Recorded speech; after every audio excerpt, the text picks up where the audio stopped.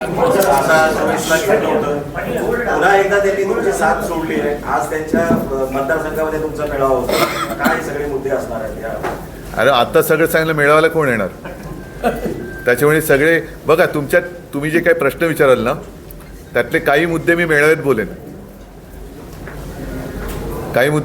बोलेन, साहजिकच आहे. हा तुमचा प्रश्न आहे, ह्याचं उत्तर मी केवळ तुम्हाला नाही तर तुमच्या माध्यमातून इथल्या आणि महाराष्ट्रातल्या जनतेला देणार आहे. मेळाव्यामध्ये देतो त्याचं उत्तर. उद्धवजी, हे 6 खासदार ज्यावेळेस तुम्हाला सोडून गेले त्याआधी संसदेत जे बिल पास करायचं आहे किंवा याच्याबाबत तुम्हाला केंद्र सरकारकडून काही संपर्क साधण्यात आला होता का? काही समन्वय झाला होता? नव्हता. काही समन्वय साधला गेला नव्हता. आणि आमचं म्हणणं आज देखील हेच आहे की कोणतंही विधेयक आणताना आम्ही विरोधी पक्ष खरं विरोधी पक्ष हा शब्द खोडला पाहिजे. आम्ही सुद्धा जनतेचे प्रतिनिधी आहोत. कोणी एकेकाळी आम्ही सुद्धा तुमच्यासोबत होतो तेव्हा आम्ही देखील सत्ताधारी होतो आणि जनतेचे प्रश्न मांडण्याचा अधिकार हा जनतेने आम्हाला दिलेला आहे, घटनेने आम्हाला दिलेला आहे. कोणतेही विधेयक आणण्यापूर्वी तुम्ही जरा एका सभागृह म्हणजे लोकसभेचं नाही, ते फार मोठं आहे, पक्षनेत्यांना बोलवा, पक्षाच्या संसदीय गटाच्या नेत्यांना बोलवा, तुम्ही समजून सांगा. आमच्या काही सूचना असतील, आमचे काही आक्षेप असतील त्याचा विचार करून, कारण शेवटी तुम्ही सत्तेत आहात, उद्या आम्ही असू तेव्हा तुम्ही विरोधी पक्षात असाल, कदाचित आणखीन काही असेल, तर तेव्हा आपल्या सगळ्यांसमोर देशहित हे महत्त्वाचं असलं पाहिजे. आणि त्याच्यामध्ये काही आक्षेप असतील, काही सूचना असतील, काही सुधारणा करायच्या असतील, करा ना. त्याला जोडून एक प्रश्न आहे, जसं एक चांगले संबंध ठेवलेले, तसं तुम्हाला वाटतं की एक चांगले संबंध सगळं काय त्यांना जे जमतं ते सगळंच मला जमतं असं नाही.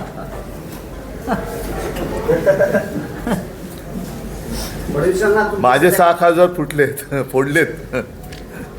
तुम्ही काल म्हटले होते की फडणवीसांचे पंख छाटले जात आहेत, त्यावरती एकनाथ शिंदे म्हणतात की उद्धव ठाकरेंना त्यांच्यावरती जास्त प्रेम आलंय, पुतना मावशीचं ते प्रेम आहे. फडणवीसांना पण तुमची काळजी वाटते? कोणाला? फडणवीसांना. मी शहासेनेबद्दल काही बोलू शकत नाही, इच्छित नाही, कारण ती शहासेना आहे, मिंदेची शहासेना. एसनशी हा गट जो आहे, एसनशी हा गट हा शहासेना आहे. त्याच्यामुळे गद्दार सरदाराबद्दल मी काय बोलू शकत नाही, बोलू इच्छित नाही, कारण बोलण्याचे ते लायकीचे नाही आहेत. मला देवेंद्र फडणवीसांची मनापासून काळजी वाटते. म्हणजे हे उगाचच कोणाला वरवरचं वाटेल असं नाही आहे. एखादा महाराष्ट्रातला माणूस पंतप्रधान पदाचं स्वप्न पाहत असेल तर त्याच्यामध्ये गैर काही नाही आहे. मागे मी आपल्याला उदाहरण दिलं होतं की नितीन गडकरींचं नाव तसं घेतलं जात होतं. आता देवेंद्र फडणवीस एक चांगला चेहरा म्हणून सगळ्यांसमोर दिसतो आहे. नितीन गडकरींना संघाचाही पाठिंबा होता, मात्र त्यावेळेला त्यांना कारण नसताना सगळं बदनाम करण्यात आलं. आत्तासुद्धा मला असं वाटतं की देवेंद्र फडणवीसांना संघाचा पाठिंबा आहे असं माझ्या कानावर आलं. आणि असा संघाचा पाठिंबा असलेला माणूस त्या रेसमध्ये येऊच नये म्हणून हे सगळं कारस्थान चालले की काय. आणि त्याच्यामध्ये शहासेना आणि एसनशी काम करतात की काय, की त्यांची सुपारी घेऊन, कारण त्यांना ती सवय असेल कदाचित, तर ती एक शक्यता नाकारता येत नाही. म्हणून मी चेष्टा मस्करी करत नाही, मला देवेंद्र फडणवीसांच्या करिअरची काळजी वाटते.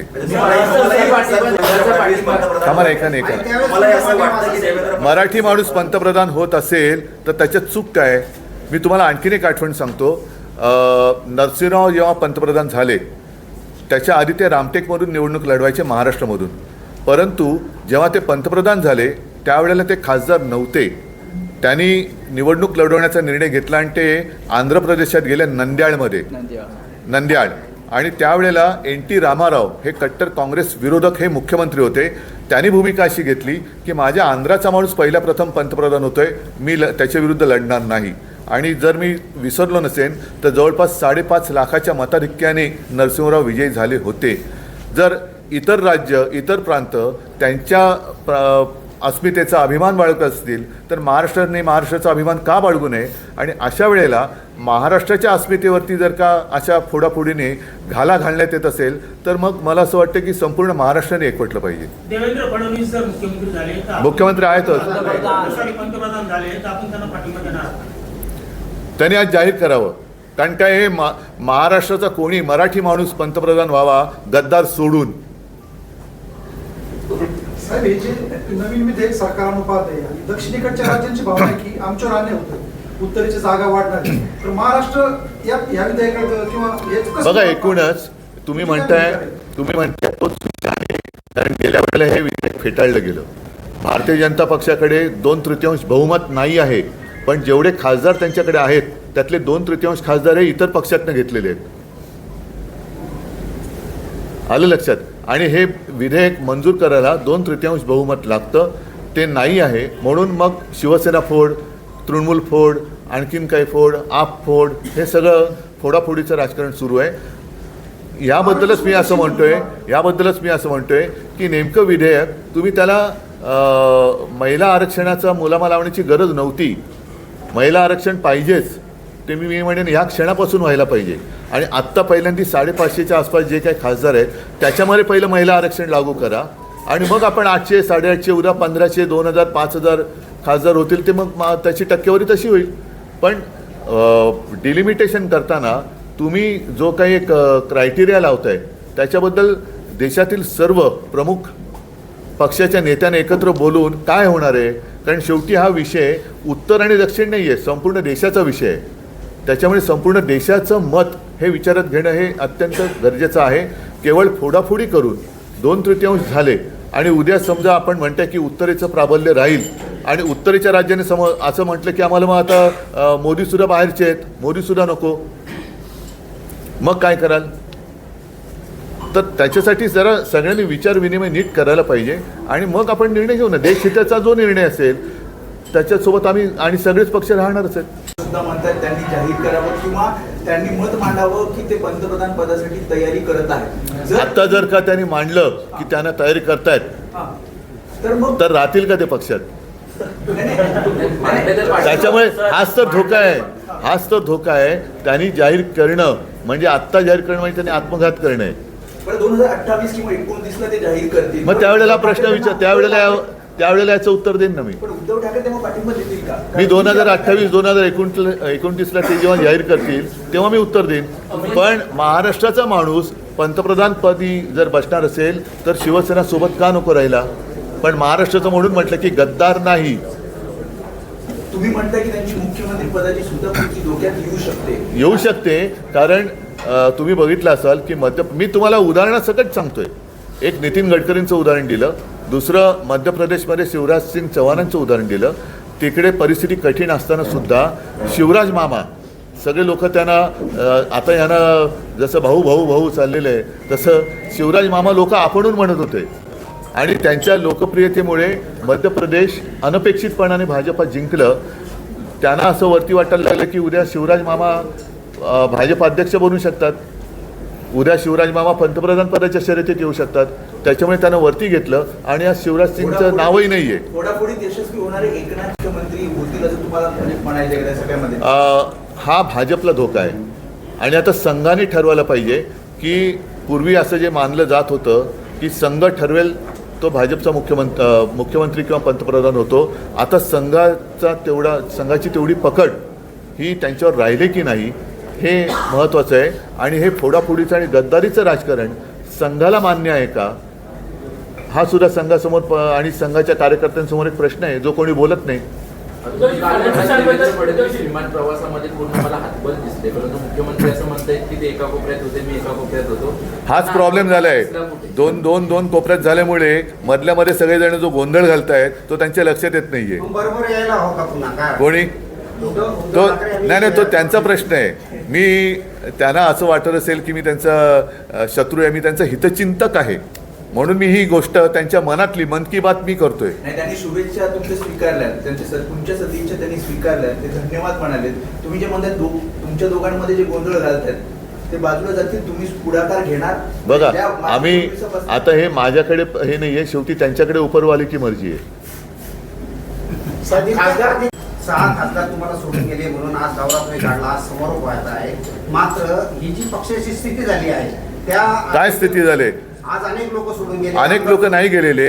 तुम्ही दौरा कव्हर केला असतात. मला असं वाटतं की तुम्ही म्हणजे मी कुचेष्टेने म्हणत नाही आहे, तुम्ही स्थानिक पत्रकार आहात, पण जे माझ्यासोबत मुंबईवरून फिरत आहेत आणि तुमच्याच माध्यमातून जे काही चित्र राज्यभर देशभर गेलेलं आहे, तुफान प्रतिसाद आहे. उलटं जे गेलेत त्यांच्या गद्दारीमुळे संतापलेले लोक पुन्हा नव्या एका त्वेषाने आणि जिद्दीने कार्यरत झालेले आहेत. काही त्यांना कंटाळून गेलेली लोक परत आलेली आहेत. काल काही जणांचा प्रवेश झाला, काही मला येऊन भेटले आणि मला म्हणाले की साहेब आम्ही यांना त्रासून गेलो होतो, आम्ही परत आता सक्रिय होतोय. त्याच्यामुळे पक्ष आणि शिवसेना दरवेळेला असा काही कोणी आघात करण्याचा प्रयत्न करतो त्यावेळेला अधिक जोमाने उसळून वरती येते. आणि तुम्ही बघितलं असाल की माझं सरकार पाडलं गद्दारी करून 40 आमदार फोडलेले.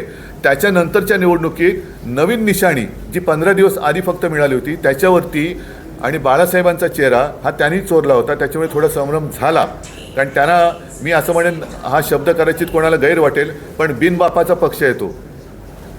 बिनबापाचा आहे, त्यांना बाप शोधावा लागतो, बाप बदलावा लागतो. एक दिल्ली ते इकडे एक तिकडे असे त्यांना फोटो वेगळे वेगळे वापरावे लागतात. मी माझ्या वडिलांच्या फोटोच्या आधारावरती नवीन निशाणी घेऊन निवडणूक लढवली आणि 9 खासदार शिवसेनेचे निवडून आले होते. मागे 2 दिवसांत काय दाखल दिसून येतंय? काय कारण असू शकतं? काय ह्याचं कारण असं आहे की ठाकरे कुटुंबाला एक परंपरा आहे. मी मागे माझ्या वर्धापन दिनाच्या निमित्ताने सांगितलं होतं, आमच्या 5-6 पिढ्या या जनतेसमोर आहेत. ह्यांना तर आधी वडिलांचा पत्ता नाही आहे आणि पोराला खासदार आणि केलेलाच आहे, त्याला मंत्री करायचं आहे. म्हणजे सगळं काही आहे ते त्यांच्या पोराला मिळालं पाहिजे, त्यांच्या घराण्याला. ती घराणेशाही नाही आहे, पण ठाकरे कुटुंबाची जी परंपरा आहे, ठाकरे कुटुंबाने काही घ्यायचं नाही, घ्यायचं ते सगळं आम्हीच घ्यायचं, ही त्यांची जी एक वृत्ती आहे. त्याच्यामुळे ते आदित्यला टार्गेट करतायत. पण त्यांच्या पोराचं कर्तृत्व काय काय म्हणून त्याला कोणी खासदार केला, काय करत होता तो, त्यांच्या घराण्यालाही ठाकरे घराण्यानेच आधार दिलेला आहे. पण विरोधी पक्ष काही रस्त्यावर येत नाही. मग मी कोण आलोय तुम्ही राजकारणासाठी म्हणजे काय? म्हणजे नाही नाही, रस्त्यावर म्हणणं आहे का महाराष्ट्रभर उद्धव ठाकरेंनी फिरण्यापेक्षा आत्मपरीक्षण करण्याची गरज पक्ष संघटनेकडे लक्ष असं कोण बोललं? राधाकृष्ण विखे. त्यांचा नेमका आत्मा कुठे?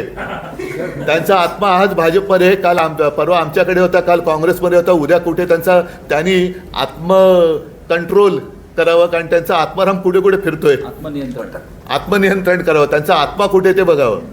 पक्ष संघटनेत काही बदल करण्याची आवश्यकता वाटते का? तुम्ही हे सगळे आता महाराष्ट्र फिरताय, काही 3-4 असे महत्त्वाचे पक्ष संघटनेत बदल भाजपनी जरूर केले पाहिजेत आणि भाजपनी त्यांच्या जुन्या कार्यकर्त्यांना संधी दिली पाहिजे. उपऱ्यांना, गद्दारांना डोक्यावर जे आत्तापर्यंत भाजप उभे करण्यासाठी राबले, त्यांनी घरादारावरती निखारे ठेवले, असे भाजपचे कार्यकर्ते आज उपऱ्यांच्या चटया उचलत आहेत. त्याच्यामुळे भाजपनी पक्ष बांधणी, पुनर्बांधणी केली पाहिजे असं माझं ठाम मत आहे. नाही, म्हणून मी तेच बोललो ना की लायकी नसलं तरी आपलं कार्ट मंत्री झालं पाहिजे, ही शहा सेनेच्या प्रमुखाची इच्छा आहे. त्याच्यामुळे शहा जाणे आणि ते जाणे आणि देवेंद्र जाणे आणि भाजप जाणे. चला, धन्यवाद.